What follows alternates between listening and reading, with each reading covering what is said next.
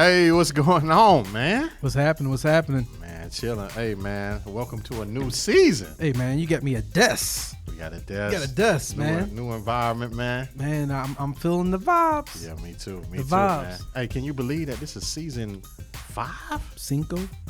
5, man. Man, a whole hand. That's a whole lot of blood, sweat, and tears, as Yeah. you would say. Yeah. A lot of injuries along the way, but we Yes. persevered, right? Yes. We take no for an answer. Yeah. Because it is an answer. Right. But it don't let you to stop you. Exactly. Don't let it stop exactly. you. Exactly. You just keep going, and we still here. We're still We still here. My mama said that. My mama was like, "How do you say what did Terence say?" He said, "We still here, baby. I'm still here." here, brother. We're still here. Let's rock. We're gonna keep rocking, man. sure, As for sure. bad boys say, they say until the wheels fall off. For sure. We're gonna for rock sure, this thing for out. sure, for Let's sure. go. Let's go. Hey, man. So, new season, new studio. Yeah. Same mission. Same mission. Host. Yep. What can they look forward to? The people can look forward to more information about real estate. Absolutely. They can look for more guests, Yep. more information. More information. They're gonna see just bigger and better, right? Right. In five shows, 5 seasons. You know what we bringing, and we're gonna continue to bring that heat, bring that level of professionalism, and we're gonna ask the questions that nobody want to answer. Yeah. Right. So Yeah. so again, it ain't no what we think we talking about. No, I'm telling you what I know. Yeah. Right. Yeah. Ed is telling you what he knows from an experienced realtor, experienced broker in charge, experienced licensed real estate agent. Right, Right. right. And you can add any other acronym you want to get from that. What you can get from me, you're going to get a honest and open answer from a certified mortgage advisor. Certified, right? You can call me a loan officer. You can call me a mortgage banker. You can call me whatever you want to call me. But what you won't call me is that you won't call me not Mr. Informed. Right. Because you're going to be informed with the conversation. Or not Mr. Not closed the day Oh or man, two before no, closing. you're gonna close. You're Yeah. gonna know what you need to know, and we're gonna keep the people where they need to be, right? Absolutely. And it's just it. We're gonna share stories. We're gonna share commonalities. We're gonna share some things that that you and I are not gonna agree on. Absolutely. And because that's how we continue to sharpen each other, right? Yeah. And we talk it out all the time. Other day we was just talking. Hey, I always told you, and I told you this like 6 years ago. I say, man, you like the Stephen A. of real estate or mortgages, because you say what's on your mind and you're passionate about it. Sometimes people confuse passion with being mean. Yeah. And you're not necessarily mean. You're just No. passionate, and but you get the job done. Now I could accept it better from somebody that was a closer and that delivered. But somebody, but you ain't closed nothing. You ain't doing nothing, but you just talking a whole bunch of yin yang, but you ain't proven. Yeah. You're proven, and that's what I want us to talk about today. I want the people. We say we're gonna talk about the real, right? Right, the real. I want them to know who they dealing with, like on the real. Like people tell you, social media makes it so easy for everything to be surface. Yeah. So you look at it, and you think that's who people are. Right. I ain't got nothing to hide. I want people to know who they dealing with. Facts. We know who we dealing with when they submit the application. They have to reveal themselves to us. Correct. So what they say, show them who you are. Yeah. Show me what you I got. want to talk to. I want to talk to you. Okay. About you. All right. And your why and where you came from and the passion and your expertise. And you're gonna ask me the same thing. Yeah. And I just want people to know, that we're real out here in the streets. We just normal individuals. We two brothers that decided that we wanted to get into this industry to help people. Absolutely. Of course, we feed our families, which is cool. It's cool, but sometimes we do these deals, and sometimes we make less Yeah. than Yeah. people would think that we make. Absolutely. Sometimes we do very well, but we're blessed Right. to even have people to consider us. Correct. To help them. But I just want to talk to you, and if we say we're gonna give them the real, we're gonna give them the real of who we are. Yeah. Absolutely. Absolutely. Let's do it. Let's do it. All right. I didn't advise. I'll be all over the place sometimes. No. When you wrote the script, I already knew he was doing something different. You know what I'm saying? With, not the script, but the questions. So I'm with you. So, first question I want to ask you is, where you from? Yeah. So I'm from Philadelphia, PA. Okay. So I grew up in Philadelphia, PA. I was born at Thomas Jefferson Hospital in Okay. Philly. So I'm Philly bred, Philly born. Okay. I still got a 215 number, so when you call me, you get the 215-280-2294. Meek Millie. Meek and Jazzy Jeff and all them dudes. Okay. Oskin Sparks. I mean, we can keep going, but all them dudes. I mean, it's just a kind of a way of life, right? Okay. I bleed Philly, man. I bleed Philly. I bleed green with the Eagles. I bleed red with the Sixers and Phillies, and I rock with the Flyers. Philly steaks, cheese steaks, man. So crazy things, right? Yes, cheese steaks. But when you're from Philly, you don't call it a Philly cheesesteak, right? Okay. So it's just a cheese. It's just cheesesteak. No, get a cheesesteak. But these certain places you go get a cheesesteak from. So all that stuff they show you on TV, no, those are not the places you're going, man. You're going to Pasquale's or you're going down there off of Ridge Avenue. You're going all those. You're going to the inside the city to get your Philly cheesesteak, or I'll just say it, but your cheesesteak. That's what you're doing. Got you. I saw you and Meredith in picture on stories. With Rocky. You remember the film Rocky? Absolutely. Ran the steps. I had to take up there and run them steps, man. Yeah, I saw that. It took South Carolina to Philly. Yeah. So, right at the art museum on the steps and all that kind of stuff. So, I mean, I think we all love where you're from. Right. Because where you're from and you go back and you look at, where I came from. Right. And it wasn't, all guts and glory, but it was a lot of happy times. Right. My mother did her best.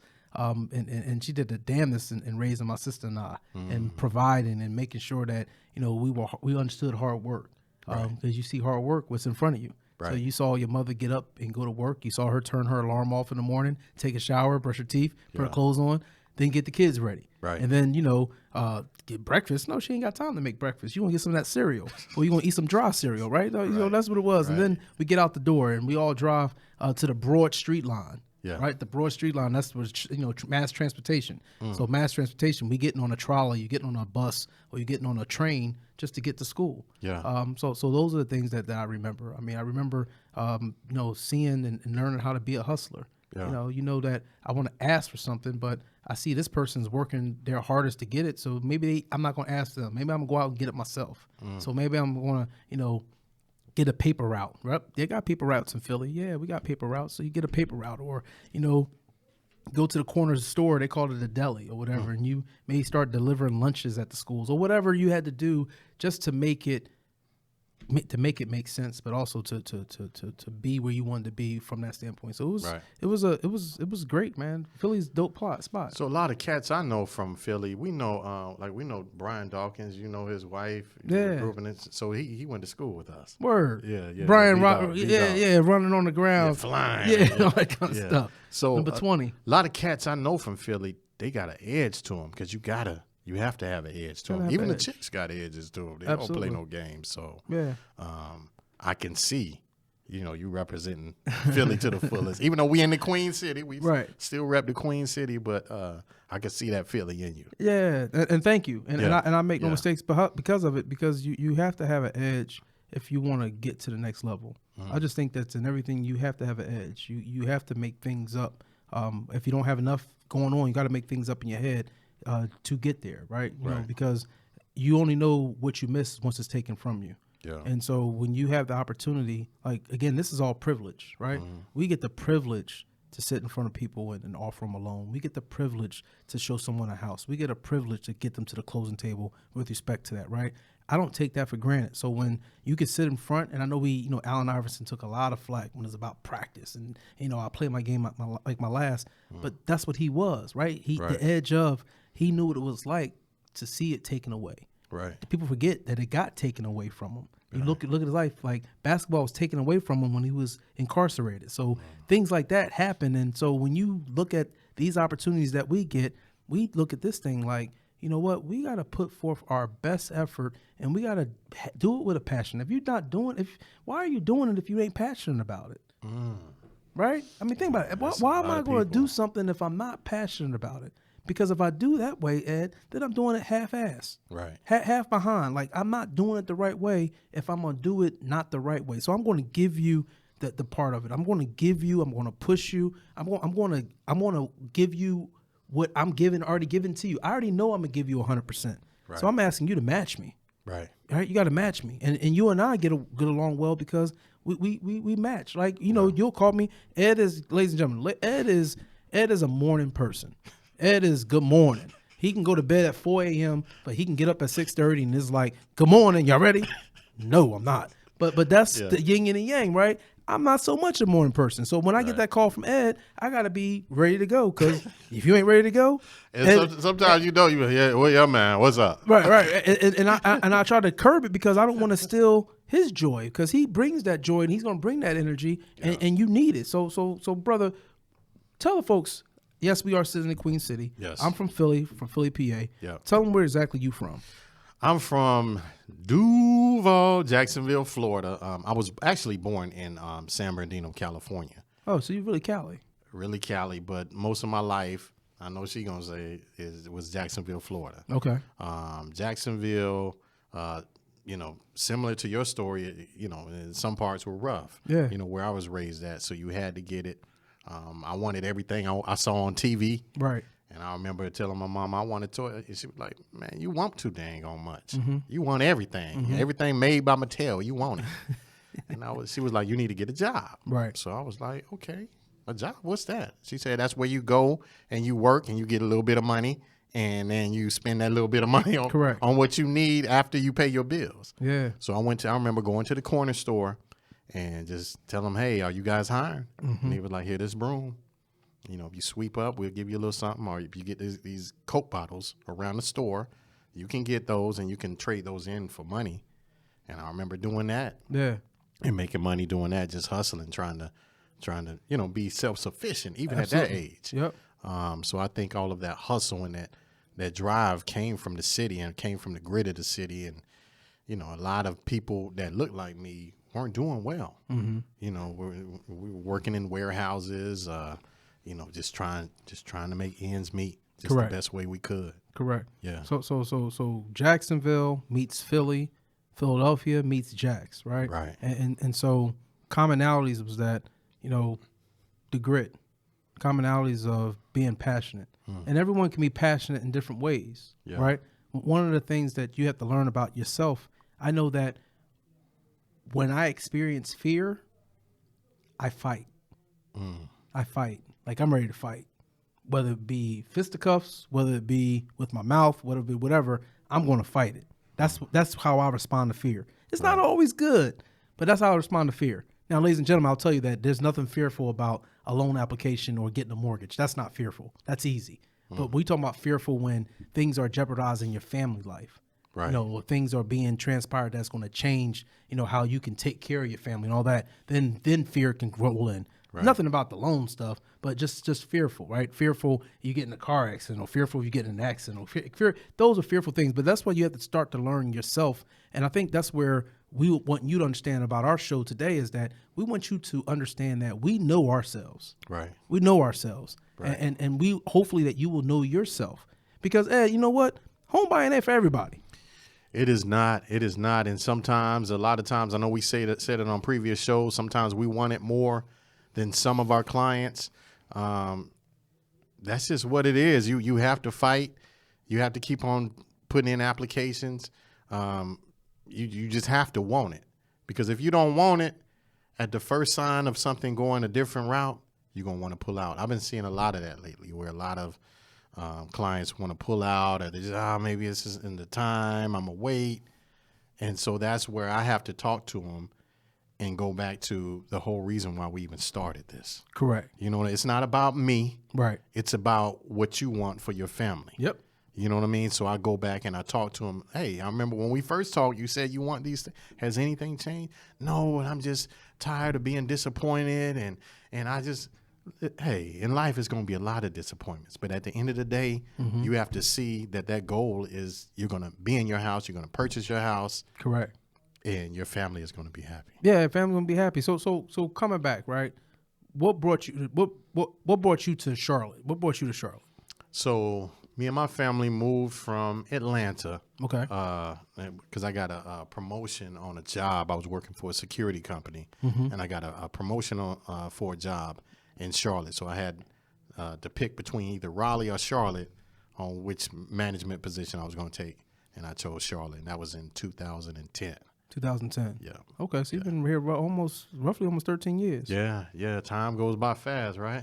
Okay. Yeah. All right. So I came to Charlotte What brought me to Charlotte originally was Johnson C. Smith University. Okay. So I graduated high school in 1995, and I came to Smith's campus in August of 1995. Okay. So that's what brought me to school. Yeah. I remember mom saying, "Hey, what you about to do? You graduate in about another 60, 90 days. You going to school? You going there?" So we had Johnson C. Smith. We had Johnson and Wales. That was before Johnson and Wales even came to Charlotte. Johnson and Wales used to be in Rhode Island, New York. I think they still are. We had Johnson and Wales, and then we had the Army. Okay. And I went to the Army to the little the meeting. Yeah. I'm ended up at Johnson C. Smith. Well, I went in the Army, so Yeah. I got you. Yeah. So did you know anybody in Charlotte when you moved here? So I did. So interesting. I got a real good friend. Her name's Danielle. Danielle was actually attending Johnson C. Smith, and she's a year ahead of me. But we were friends back in Philly, and I remember her saying, "You should come to Smith. You know, they enrolling and all that good stuff." And it worked out because I would say I was a late bloomer from a school standpoint. Yeah. Late bloomer in the sense of it was a hustle. Yeah. So I mean, in my mind, you know, I'm a graduate high school. I'm going to go work for mass transit. Yeah. Go drive a bus, drive the trolley, drive the train. They get paid every week. They're gonna have the hottest gear on. Like I'm being, again, think about your environment. We are all products of our environment. So you're just thinking about, you know, what's important to you and where you're at. So Right. so those things right there just kind of stuck. But yeah, so that's it. Yeah. So I didn't know anybody, but you know, you go to college, so you get to know everybody. Yeah.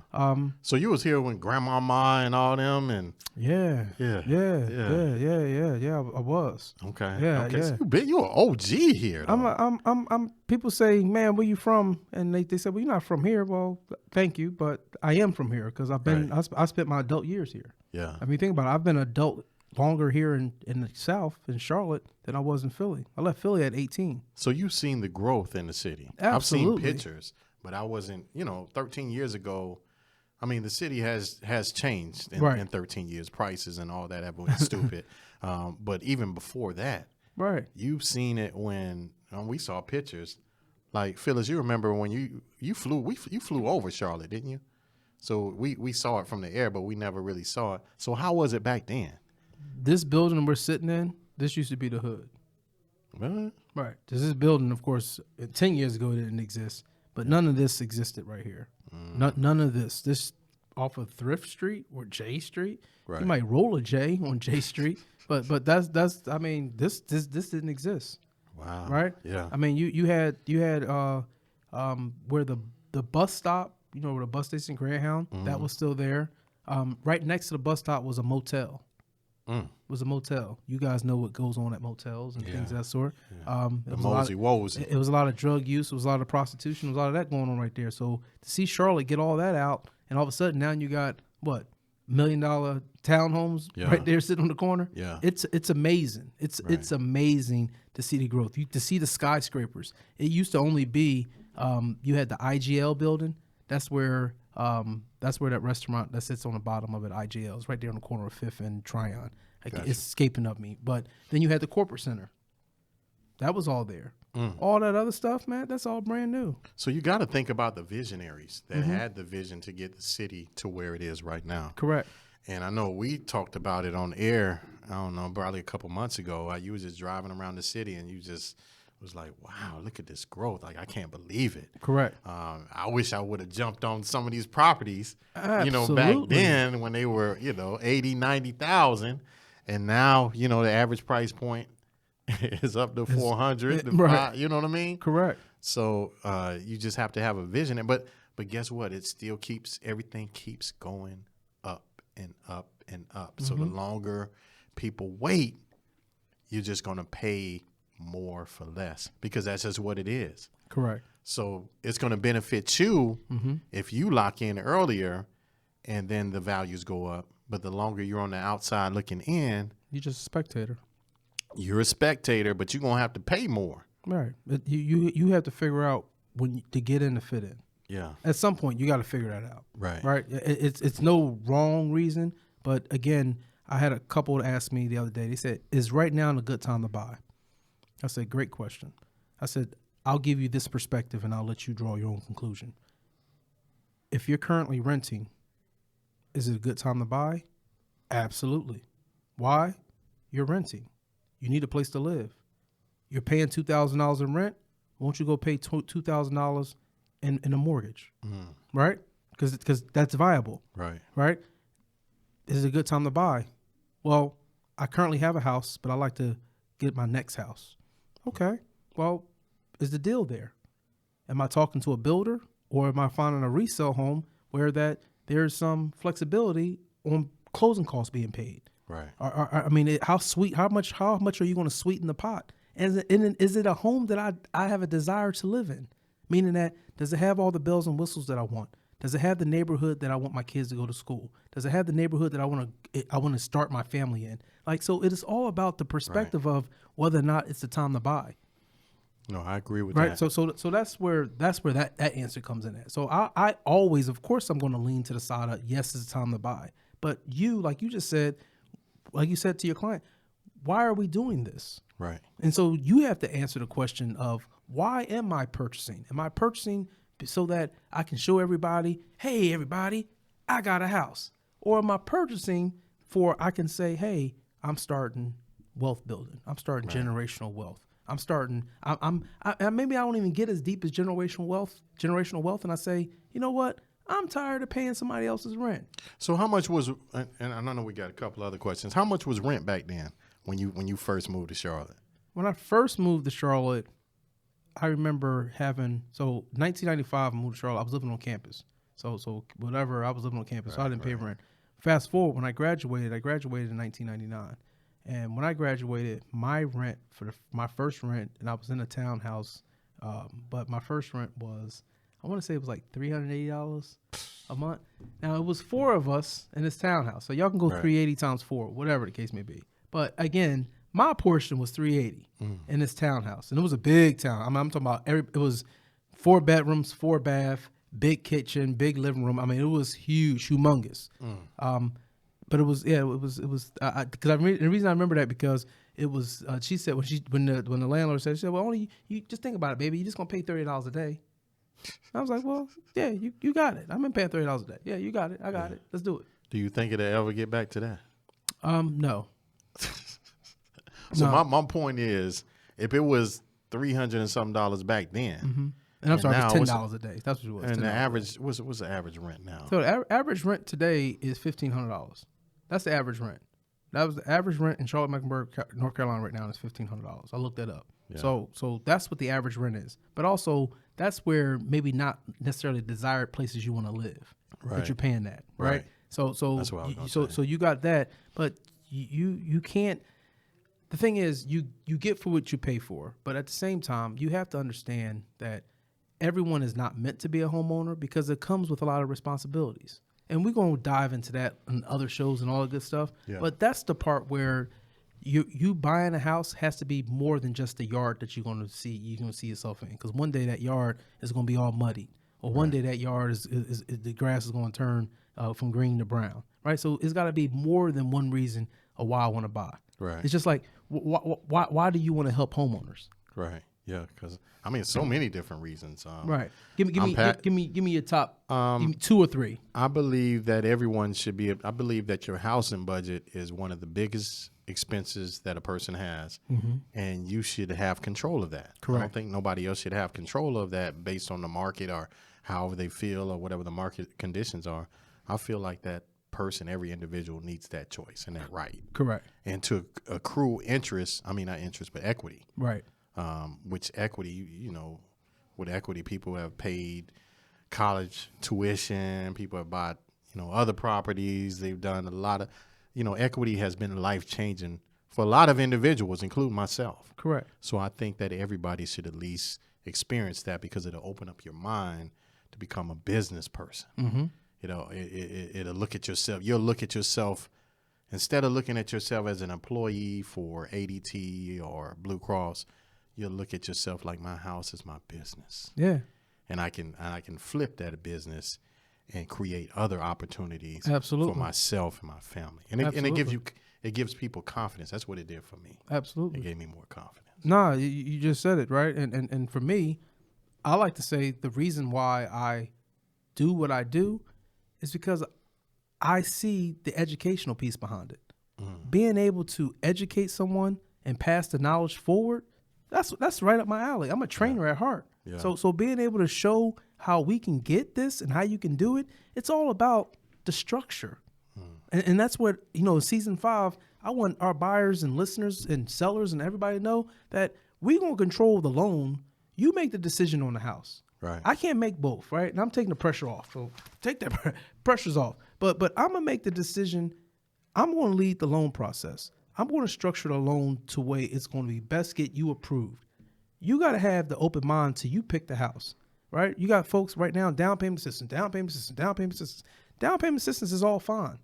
I just want you to know from an education standpoint is that we about to jump into a box, right? Because that's what down payment assistance is. It's a box. It has its own parameters. It has its own sets of rules. So forget about just the lending rule, right? Right. Because we want to get approved from a lending standpoint. Can you even afford to get a home before we add on the down payment assistance? Because once you add it on, you jump into a box. Right. So again, it's just for me, a big piece of it is education. How much can we truly educate the buyers on their process? Because the biggest thing, Ed, your process is not my process. Correct. It's not Fly Drone Girl's process. It's everybody's individual process. Absolutely. She has needs. I have needs. You have needs. She has wants. You have wants. I have wants. They're all different. Right. Maybe some similarities, but they're all different. And I think that's what we can really show our listeners and our buyers, that there's different podcasts out there. Yep. They're all good. Yep. Everybody's going to give you something different. Everybody's going to give you something that you can take a piece of. So if I can take a piece here, a piece here, a piece here, now let me digest it and then let me form my own opinion. Let me form my own truth, because the way Susie did it is not the way Rita did it, ain't the way Jackie did it, and damn sure ain't how Terence did it. So that's why we want to make sure that everybody knows that it's different. Yeah. But you got to get with the team. Right. The team, Ed and Terence, you got to get with us. If you ain't with us, then you're against us, and you just gonna watch us win. But what I'm saying, you got to get to that part so it all makes sense.